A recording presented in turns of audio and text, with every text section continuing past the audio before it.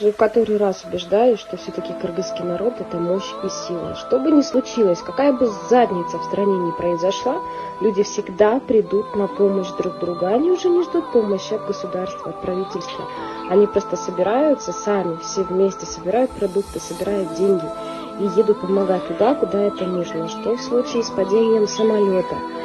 Что в случае коронавирус, когда люди делились друг с другом последним куском хлеба?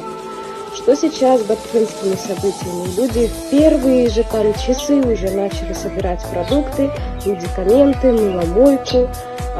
Уже много тонн отправили в Баткен, сюда привозят людей, размещают людей, чтобы им было где жить. Вот такой вот он, кыргызский народ. Как только что-то случилось, весь народ сплачивается и помогает друг другу. Делится последним куском хлеба, но помогает друг другу. Не ждет ни от кого помощи, потому что уже привыкли, что помощи никуда не дождешься. Вот такая мощь и сила у Кыргызстана, у народа Кыргызстана.